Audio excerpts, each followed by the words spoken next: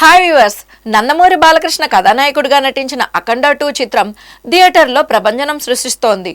ఈ సినిమాలోని ఆధ్యాత్మిక సన్నివేశాలు, ముఖ్యంగా క్లైమాక్స్ సన్నివేశాలు ప్రజలను ఎంతగానో ప్రభావితం చేశాయంటే, ఓ థియేటర్లో సినిమా చూస్తున్న మహిళ పూనకం వచ్చినట్లు ఊగిపోయిన ఘటన ఇప్పుడు సోషల్ మీడియాలో వైరల్ అవుతోంది. సినిమా క్లైమాక్స్లో బాలకృష్ణ శివతాండవం చేసే సన్నివేశం వచ్చినప్పుడు ఓ ప్రేక్షకురాలు ఒక్కసారిగా భావోద్వేగానికి లోనయ్యారు. ఆమె పూనకంతో ఊగిపోతూ కనిపించారు. వెంటనే పక్కనే ఉన్న ఆమె భర్త, కుటుంబ సభ్యులు ఆమెను అదుపులోకి తెచ్చేందుకు ప్రయత్నించడం వీడియోలో రికార్డ్ అయింది. దీనిని చూసిన థియేటర్లోని మిగతా ప్రేక్షకులు కూడా ఆశ్చర్యానికి గురయ్యారు. ఈ ఘటన ఎక్కడ జరిగిందనే దానిపైన స్పష్టత లేనప్పటికీ వీడియో మాత్రం నెటింట హల్చల్ చేస్తోంది.